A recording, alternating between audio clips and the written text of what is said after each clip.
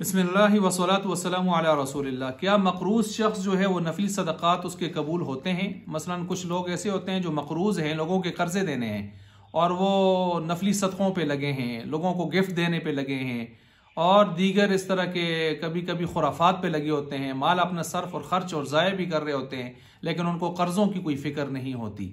या लोगों के कर्ज़ अदा करने हैं, उन्होंने नफली जो है वो उम्रों के ऊपर ज़ोर रखा हुआ है, उम्रों पे उम्रे कर रहे हैं और दीगर जो है वो जो है नफली ताउन लोगों के साथ कर रहे हैं, लेकिन कर्जे नहीं दे रहे। क्या ये कोई अच्छी रवेश है? नहीं, ये बिल्कुल बहुत बुरी रवेश है। वजह यह है कि याद रखें, हमारे यहाँ एक अजीब सा अलमिया है कि लोग फ़राइज़ और वाजिबात की परवाह तो नहीं करते, बल्कि और बाज़ अफराद जो हैं इनमें से ऐसे भी होते हैं जो फ़राइज़ वाजिबात की उनको कोई परवाह नहीं है, लेकिन नवाफिल पर बहुत ज़्यादा ज़ोर दे रहे होते हैं। बल्कि इस जुनून में इतने आगे गए होते हैं कि बिदआत और खुराफात पर वो अपनी जो है माल को बड़े शद्दोमत से खर्च कर रहे होते हैं। मसलन पंजगाना फ़र्ज़ नमाज अदा नहीं कर रहे, उसका कोई मामूल नहीं है, लेकिन पूछते रहते हैं उलमा से शब बरात कहाँ कब है, उसमें क्या करना है, कौन सी दुआ करनी है, कौन सी वो उसमें नफल पढ़ने हैं। इस किस्म के अजीब व गरीब फजूल सवालात वो पूछते रहते हैं। अच्छा जी, 27 रजब महराज शब महराज है तो उसका रोज़ा रखें ना रखें, उसका रोज़ा रखेंगे, उसकी रात को इबादत करेंगे, क्या पढ़ेंगे, ये देखें इस किस्म के अजीब व गरीब जो है बेजा किस्म के सवालात वो शुरू किए होते हैं उन्होंने। हालांकि ये वो तबका होता है जो पंजगाना फ़राइज़ व वाजिबात पूरे नहीं कर रहा होता। लैलतुल क़दर का पूछ रहा होता है, तरावी में अब दिन देखें बड़े ज़ोर व शोर से आ रहा होता है, लेकिन फ़र्ज़ नमाज का कोई पता नहीं होता बाकी साल के बाकी 11 महीनों में। अच्छा, तीजा चालीसवां वगैरह इन कामों में और इसकात हीले दौरान वगैरह में, मुर्दे के जनाजे के बाद इन कामों में तो अपनी रकमें माल लौटा रहे होते हैं, लेकिन उनको ये मालूम नहीं है कि लोगों के कर्ज देने हैं, ज़कात फ़र्ज़ है वो देनी है, फ़िदिये हैं हमारे। इसी तरह गरीबों फ़कीरों मज़लूमों को बर्बाद करके एक तबका वो भी उनके हुकूक छीन कर, करप्शन करके, कर्ज़ के नाम पर लोगों की रकमें दबा कर हज उम्रों पर और नफली चीज़ों पर, सदकों पर उन्होंने बड़ा ज़ोर रखा होता है। बल्कि कुछ इनमें ताश जुए वगैरह बदकारियों और अयाशियों पे ये पैसा उड़ा रहे होते हैं। तो ये एक तबका भी हमारे यहाँ मौजूद है और ज़ाहिर बात है ये बहुत बड़ा अलमिया है। यहाँ एक मुझे बात याद आ गई, मुजद्दिद अल-फ़िसानी शेख अहमद सरहदी रहमतुल्लाह अलैह, वो उलमाए सू की निशानियाँ, बुरे उलमा बुरे लोगों की निशानियों में से एक निशानी बयान करते हैं कि वो फ़राइज़ व वाजिबात उनके यहाँ कोई अहमियत नहीं रखेंगे और नवाफिल पर बहुत ज़्यादा वो ज़ोर लगाएंगे, बहुत ज़्यादा ज़ोर लगाएंगे, और बल्कि नवाफिल क्या बिदआत और खुराफात पर बहुत ज़्यादा ज़ोर लगाएंगे, इसरार और मलामत करेंगे, मुनाजरे मुजादले करेंगे, बास मुबासे करेंगे, झगड़े करेंगे। ये उनकी एक आदत होगी और जाहिर बात है हमें इस तरह के लोग आज माशरे में बहुत सारे नज़र आ रहे हैं। ये भी एक बहुत बड़ा अलमिया है। तो बहरहाल शरअन और अक़रन ये बात मुनासिब नहीं है कि आदमी मक़रूज़ होते हुए वो रकमों को जो है नफली सिलसिलों में लगाए और कसरत से लगाए और कर्ज़ की कोई परवाही ना करे। क्यों? उसूल क्या होना चाहिए? उसूल ये होना चाहिए कि अल्लाह ताला का फ़र्ज़, बंदों का कर्ज़ ये बाकी ना रहे। वजह क्या है? वजह ये है ना, देखें हशर के मैदान में जिस तरह रिवायात में आता है कि फ़र्ज़ नमाज़ों में कमी हो गई तो उसको नफल नमाज़ों से जो वो कमी पूरी की जाएगी।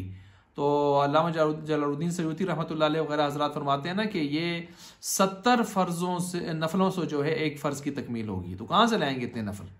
ठीक है, नवाफिल अदा करते रहें बिल्कुल, लेकिन इसके साथ इससे ज़्यादा एहतिमाम, पहले एहतिमाम किसका होना चाहिए? फ़र्ज़ और वाजिब का, फ़राइज़ और वाजिबात का, उनका एहतिमाम होना चाहिए। तो अल्लाह का फ़र्ज़, बंदों का कर्ज़ ये बाकी नहीं रहना चाहिए। ठीक है। इसके साथ ये भी याद रखें कि सूरत मसूला जो मैंने आपके सामने रखी थी उसके हवाले से अर्ज़ ये है कि साहिब मिल्क, कोई मालिक आदमी अपना माल, चाहे मकरूज़ ही है ये शख्स, अपना माल अज़ खुद जो है वो सारा सदका करना चाहता है, बहुत बड़ा रकम जो है बहुत बड़ी रकम सदका करना चाहता है, तो नफली सदक़े में वो अदा हो जाएगी, इसमें कोई शक नहीं है। लेकिन ये तरीका अच्छा नहीं है, बेहतर नहीं है ये तरीक़ेकार कि कर्ज़ लोगों के उसके ऊपर बकाया है और नफली सदक़ों के ऊपर ज़ोर लगा रहा है। ये तो उसके लिए बदनामी का बायस बनेगा लोगों के यहाँ भी। और इसके साथ साथ अगर किसी आदमी के पास हराम माल है तो उसका सदका बिल्कुल कबूल नहीं है, बातिल है, क्योंकि हराम माल का जो सदका है वो तो गोया अल्लाह ताला ने फरमाया ना कि हलाल माल मेरे रास्ते में खर्च करो। अनफ़िक़ू मिन तय्यिबाति मा कसब्तुम। अब ये हराम माल खर्च करके अल्लाह की रज़ा की उम्मीद रखता है तो ये अल्लाह से गोया मजाक कर रहा है, तो ये तो ख़तरा ईमान है, कुफर का अंदेशा है।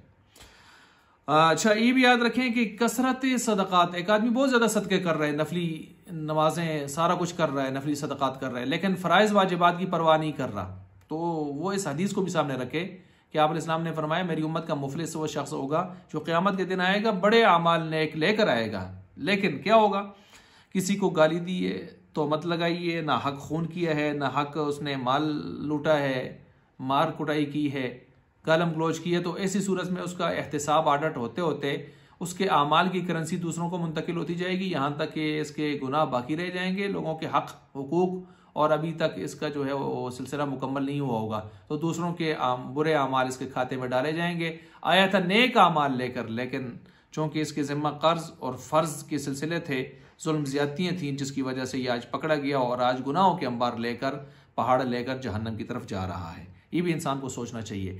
ताहम अगर कोई मकरूज़ है और थोड़ा बहुत मामूल का जो सदका है, मसलन 50, 100, 500 इस तरह के अगर करना चाहता है तो वो तो ठीक है, कोई मसला नहीं है, वो तो रोज़मर्रा के एक सिलसिले की बात है। लेकिन बड़ा सदका, हज़ारों की लाखों की तादाद में मालियत वाला सदका, तो उसको पहले अपने कर्ज की तरफ उसकी फ़िक्र करनी चाहिए, वो चीज़ें उसको पहले करनी चाहिए, ठीक है।